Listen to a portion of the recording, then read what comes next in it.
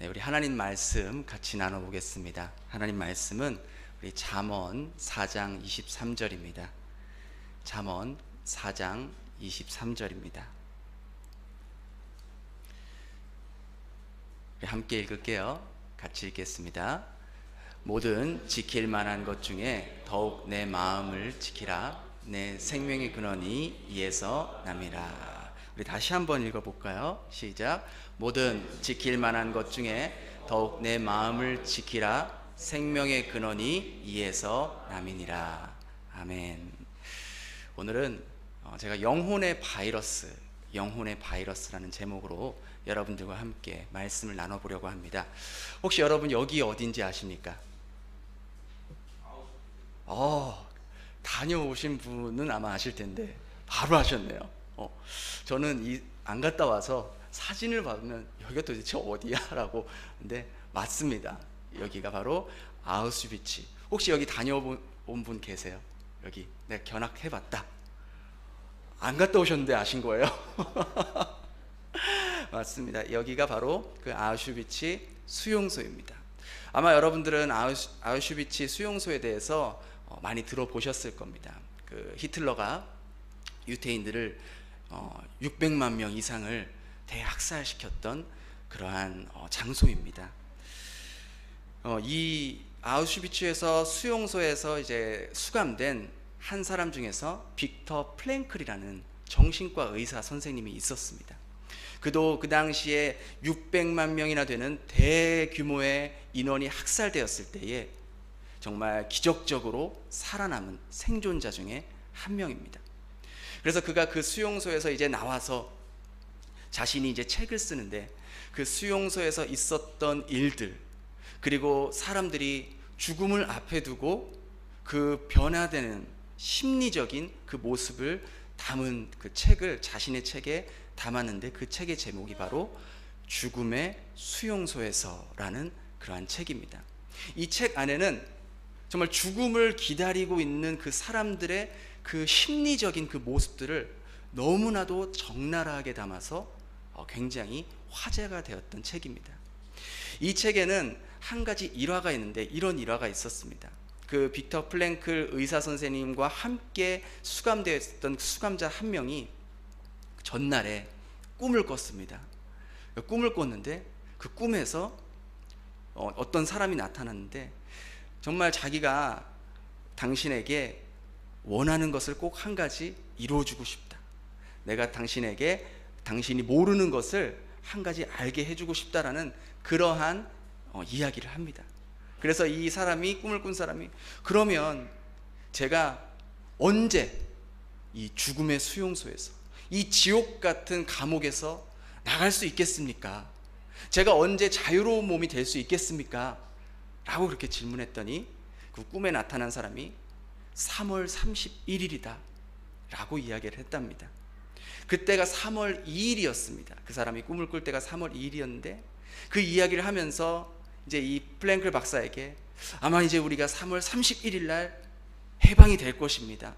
우리가 이제 3월 31일 날 이 지옥 같은 곳에서 나갈 수 있을 것입니다 라고 그렇게 이야기를 했던 것이죠. 그런데 하루가 지나고 일주일이 지나고 보름이 지나고 이제 3월 29일까지 왔습니다.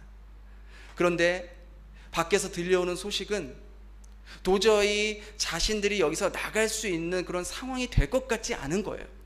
여전히 전쟁은 계속 치러지고 있고 자신들의 동료들과 자신들의 그 민족들은 계속해서 학살당하고 있는 그러한 모습들이 계속 진행되었던 것이죠.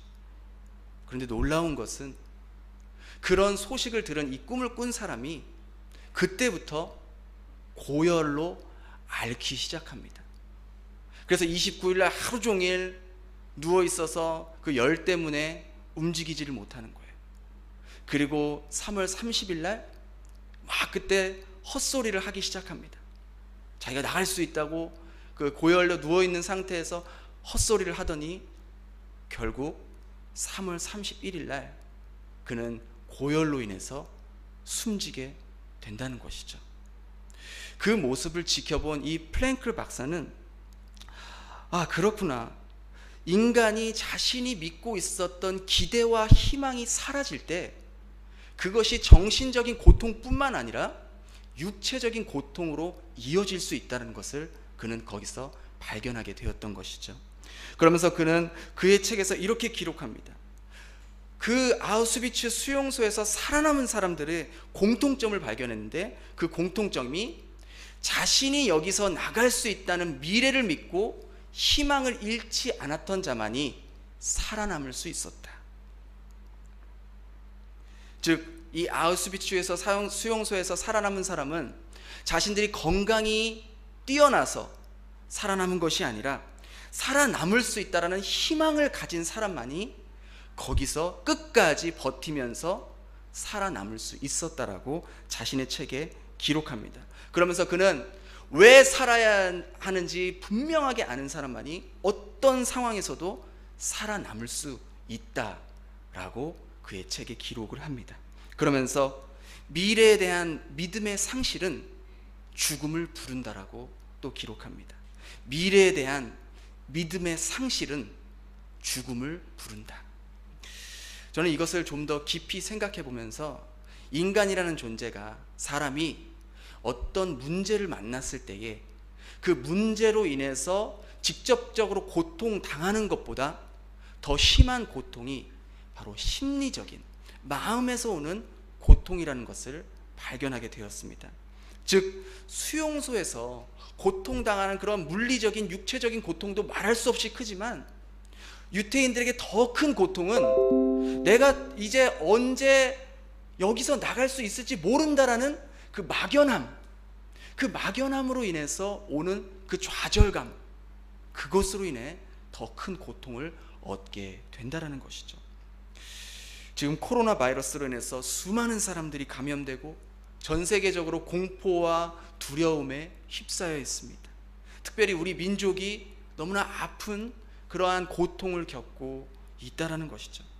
직접적으로는 이 병으로 감염되어서 고통당하는 사람과 또 그들의 가족들이 가장 큰 고통을 얻고 있겠죠.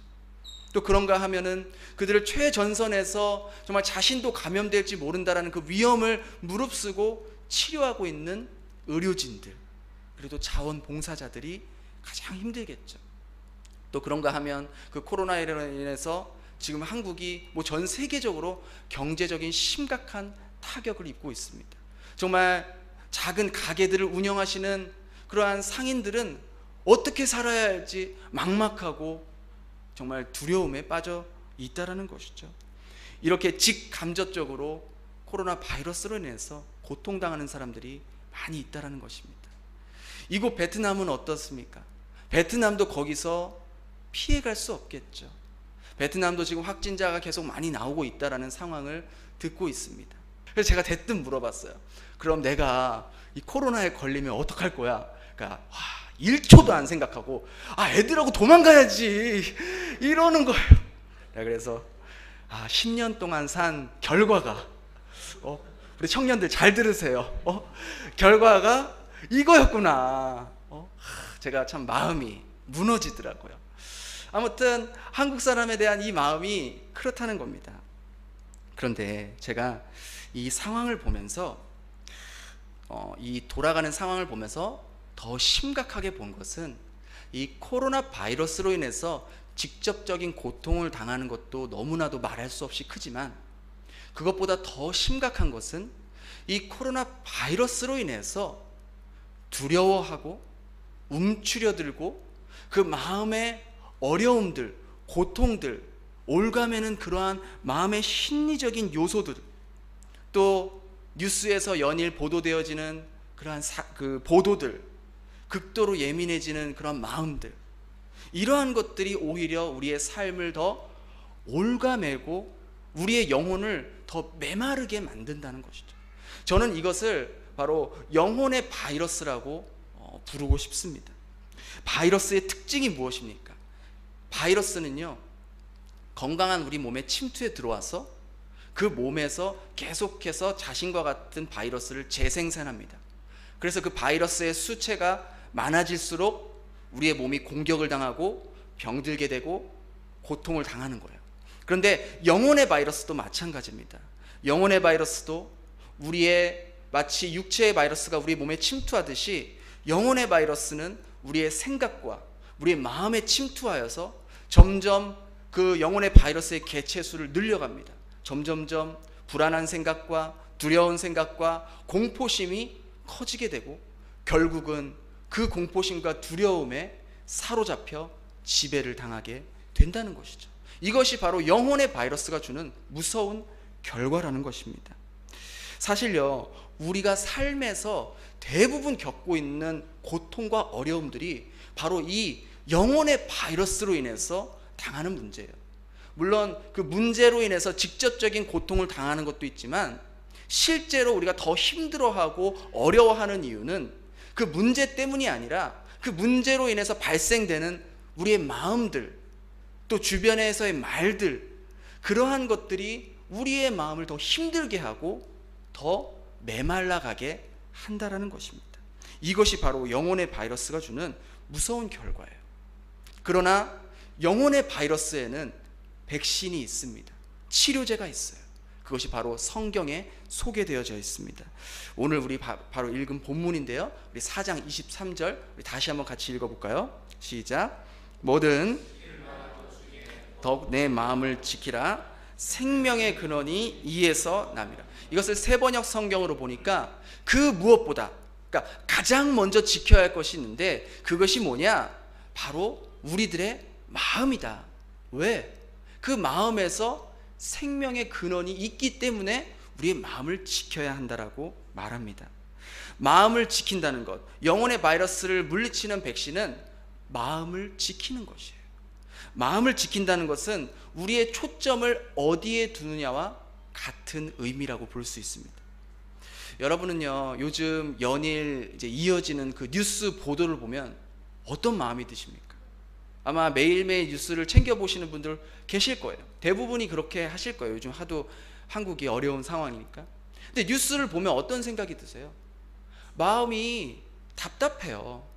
그냥 뉴스만 보면은 상황이 좀처럼 나아질 것 같지 않고 마음이 답답하고 두렵고 도대체 이 코로나가 언제쯤 시그러들 수 있을까? 수많은 사람들이 이렇게 코로나에 걸리고 있는데 혹시 나도 거기에 걸리면 어떡하지? 라는 그러한 마음이 생기는 거예요. 저도 뉴스를 이렇게 보면서 뉴스를 보고 있으면은 어느새 제 마음에 두려움이 사로잡히는 것을 느끼게 돼요. 엘리베이터를 같이 탔는데 그냥 엘리베이터 같이 타기만 했는데도 감염이 되었더라. 밥 먹고 있는데 옆좌석에서 밥 먹고 있는 사람도 걸렸더라. 그런 이야기를 듣고 있으면은 내 마음도 아이고 엘리베이터 탈 때 조심해야겠다. 밥 먹을 때도 조심해야겠다. 그러한 자꾸만 움츠려듦과 마음의 두려움이 생기게 된다는 것이죠. 여러분, 사람이 언제 두려움을 느낍니까? 사람은요, 자신이 예측할 수 없을 때, 그리고 자기가 가지고 있는 것으로 해결할 수 없을 때에 두려움을 느끼게 됩니다. 그렇잖아요. 내가 예측하지 못하는 방향으로 코로나를 우리가 왜 두려워합니까? 언제 어디서 어떻게 감염될지 예측을 못하기 때문에 우리가 조심하는 거예요. 두려워하는 거예요. 그런데 사람들이 언제 안도감을 느낍니까? 우리가 예측할 수 있을 때, 내가 가지고 있는 것으로 해결할 수 있다고 생각할 때는 우리가 그렇게 크게 두려움을 느끼지 않아요. 우리 플랜 안에 일이 좀 꼬이고 잘못됐다 그래도 내가 가지고 있는 것으로 해결할 수 있는 문제라면 그렇게 크게 두려워하지 않습니다. 근데 우리가 두려워할 때가 언제입니까? 내가 예측하지 못할 때, 예측하지 못한 문제가 터져 나올 때, 근데 그 문제가 내가 가지고 있는 것으로 해결할 수 없을 때 우리는 두려움을 느끼게 된다는 것이죠. 코로나 바이러스도 마찬가지잖아요. 코로나 바이러스가 두려운 것은 우리가 지금 가지고 있는 약으로는 치유할 수가 없기 때문에 두려워하는 거예요. 그냥 이 병이 독감처럼 약 먹고 푹 쉬면은 낫는 병이라면 우리가 이렇게까지 하지 않잖아요. 그런데 약이 없기 때문에, 지금 우리가 가지고 있는 것으로는 해결할 수 없기 때문에 두려워한다라는 것이죠. 사실 사람은요, 자신이 보고 듣고 경험한 것을 토대로 생각하고 판단하는 존재입니다. 쉽게 말해서 어떤 문제가 발생했을 때, 어떤 사건이 일어났을 때 우리는 우리의 뇌가 그동안 내가 보고 듣고 경험한 것을 토대로 그 문제를 해석하고 바라보려고 하는 존재가 바로 우리 인간이에요. 만일요, 우리가 계속해서 뉴스에서 보도되는 그런 이야기들을 듣고 또 사람들의 말, 세상 사람들의 말, 이렇게 해야 된다, 저렇게 해야 된다, 그런 것을 계속 듣게 되면은요, 우리의 마음은요, 어느새 나도 모르게 세상의 방식으로 물들게 되어 있어요. 때문에 어떤 사건이 일어났을 때, 어떤 사건이 발생했을 때 내가 그 사건을 바라보는 나의 관점도 세상적인 관점으로 바라볼 수밖에 없다라는 것이죠. 내가 생각하고 인지하고 결정하는 요소가 세상의 말들에 의해, 세상 사람들에 의해서 영향을 받게 된다는 거예요. 그런데 반대로 우리가 평소에 하나님의 말씀을 읽고 하나님의 말씀을 듣고 하나님의 사람들과 계속해서 교제하게 되면은 세상의 관점을 가지고 있는 우리의 관점이 하나님의 관점으로 그 문제를 해석하려고 하고 그 문제를 생각하고 해결하려고 하는 마음이 우리 안에 생긴다는 거예요. 이것이 바로 우리 안에 있는 영적인 백혈구라고 말할 수 있습니다. 우리가 비록 영혼의 바이러스가 우리의 생각과 우리의 마음에 침투해서 우리의 마음을 두려움에 사로잡히게 할지라도 우리가 평소에 하나님의 말씀을 읽고 하나님의 말씀을 들은 것이 우리 몸속에서 영적인 백혈구가 되어서 영혼의 바이러스가 침투해서 우리 생각에 공격을 줄 때에 그 영적 백혈구가 그 영혼의 바이러스와 싸워서 이기게 된다는 것이죠. 따라서 무엇을 보고 무엇을 듣고 무엇을 경험하느냐에 따라서 우리의 마음에 세상 중심의 백혈구가 만들어지는지 아니면 하나님 중심의 백혈구가 만들어질지가 결정이 된다는 겁니다. 그러하기에 우리의 영혼의 바이러스를 이기기 위해서는 우리의 초점이 하나님께 맞춰져 있어야 되고 하나님의 말씀을 읽고 하나님의 말씀을 듣고 하나님이 어떤 분인지 알아가는 것을 가장 먼저 해야 된다는 것이죠. 여러분, 우리의 생명이 누구의 손에 달려 있습니까? 우리의 호흡이 누구의 손에 달려 있습니까? 하나님의 손에 달려 있지 않습니까? 지금 우리의 심장이 뛰게 하시는 분이 누구입니까? 여러분을 지금 이 예배당으로 또 지금 영상으로 예배드리는 여러분들의 그 생명을 주관하시는 분이 누구냐라는 것이죠. 바로 여호와 하나님께서 그 생명을 주관하고 있다는 것을 우리는 믿어야 합니다. 그 하나님께 우리의 마음을 집중하고 우리 마음의 초점을 맞추는 것, 그것이 영혼의 바이러스로부터 우리를 지킬 수 있는 방법이라는 것이죠. 그런데 만일 내가 이렇게 했는데도 불구하고 계속해서 내 마음에 두려움과 불안감이 사그러들지 않을 때 우리는 두 번째로 또 우리가 취해야 할 그 백신이 있는데 그 백신이 바로 기도의 자리를 지키는 것입니다. 첫 번째가 마음의 자리를 지키는 것이었다면 두 번째는 기도의 자리를 지키는 것입니다. 기도가 왜 백신이냐? 여러분 생각해 보십시오. 기도하지 않을 때는요, 내 생각으로 이 문제가 도저히 해결될 것 같지 않은 그러한 마음이 들 때가 너무나도 많습니다. 기도하지 않을 때는요, 우리의 초점이 하나님 중심보다 나도 모르는 사이에 세상 중심으로 맞춰질 때가 너무나도 많다는 것이죠. 기도는 나에게 세상의 초점을 맞추며 살아가는 나에게 하나님의 초점으로 맞출 수 있도록 만들어주는 영혼의 조정 장치라고 말할 수 있는 것이죠. 그러하기에 기도할 때 비로소 문제보다 크신 하나님을 우리는 발견하게 된다는 것이죠. 여러분, 우리의 시선은요, 우리의 마음은 세상 아니면 하나님 쪽이에요. 그렇지 않습니까? 항상 여기서 왔다 갔다 해요. 내가 기도를 많이 하고 하나님의 말씀을 많이 읽을 때는 나의 시선과 나의 마음이 하나님 쪽에 더 가까워집니다. 그러나 내가 기도를 게을리하고 말씀 있는 것을 소홀히 할 때 우리의 시선은 자연스럽게 세상의 관점으로 가까워지게 되어 있어요. 우리는 늘 항상 여기서 왔다 갔다 하는 거예요. 이것은요, 마치 악기를 조율하고 튜닝하는 것과 같은 원리예요.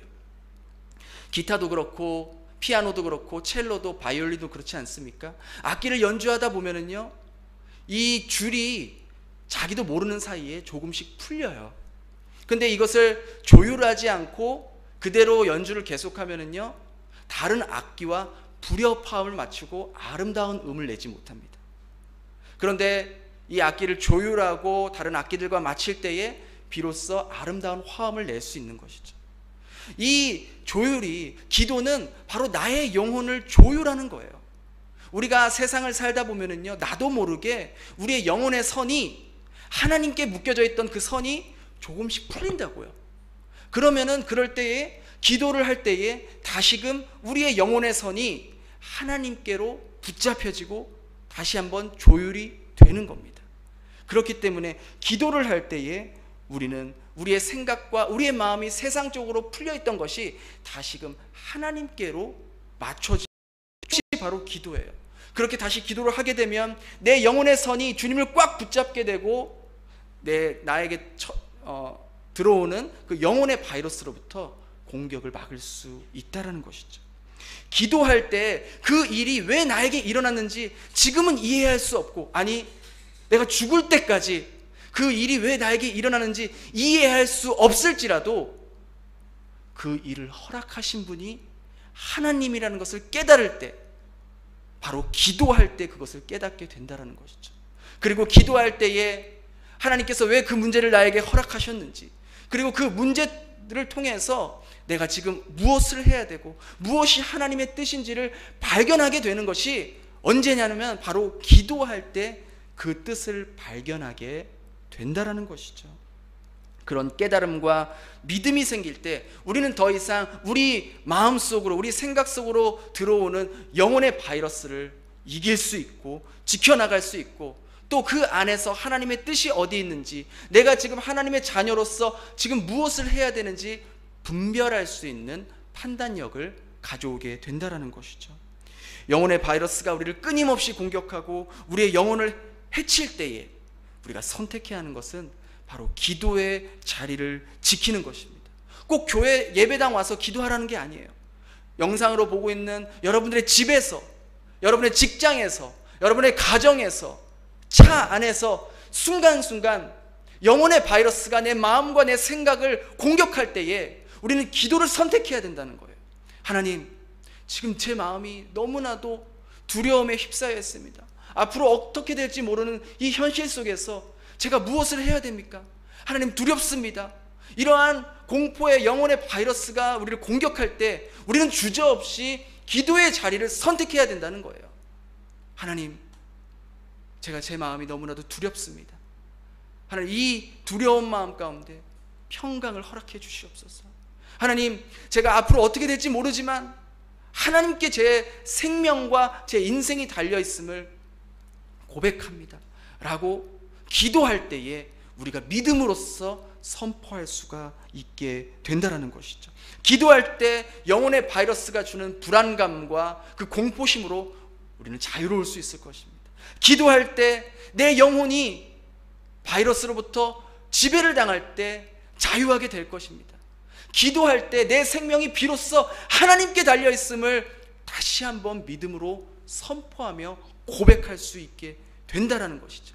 기도할 때에 지금같이 어려운 이런 상황 가운데에 움츠려들고 두려워해서 아무것도 하지 않는 그런 무기력한 생활이 아니라, 기도할 때 내가 지금 이 자리에서 이런 어려운 시기에 무엇을 해야 되고 무엇을 해야지만이 지금 이러한 어려운 상황 가운데 세상의 빛과 소금의 역할을 감당할 수 있을지 도리어 사명감을 찾는 그러한 시간이 바로 기도할 때 발견하게 된다는 것이죠. 네. 저와 여러분들은 예수님으로 인해서 생명을 얻은 사람들 아닙니까? 저렇게 저 사람들도 자신의 삶을 희생하면서 다른 사람을 구하기 위해서 저 자리로 가는데 우리들이 움츠려들고 그렇게 무기력하게 하루하루를 보내서야 되겠냐라는 것이죠. 여기 우리 앉아있는 우리 수민이가 의사가 꿈이에요. 우리 수민이가, 저는 이 육체의 바이러스만 고쳐주는 의사가 아니라 정말 이 영혼의 바이러스까지 고쳐줄 수 있는 그런 의사가 되기를 간절히 바라고 있어요. 그런 마음으로 수민이가 공부도 하고 힘들고 포기하고 싶을 때 다시, 그렇지, 내가 육체만 살리는 것이 아니라 정말 영혼까지 살리는 그런 의사가 되어야겠다, 그런 마음을 갖고 우리 수민이가 공부할 수 있도록 우리 교회가 함께 기도하고 함께 격려해 줘야 되는 것이 교회 아니겠습니까? 그렇습니다. 우리는 더욱더 우리의 마음을 지키고 기도의 자리를 지켜서 기도해야 되는 거예요.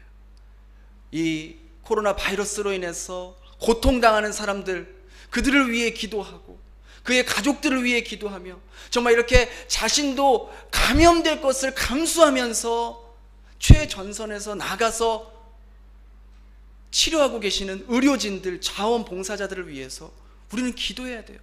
그나마 저분들이 있으니까 우리도 이렇게 이곳에서 예배를 드릴 수 있고 숨 쉬며 살 수 있는 겁니다. 여러분, 코로나 바이러스보다 더 무서운 것은요, 영혼의 바이러스예요.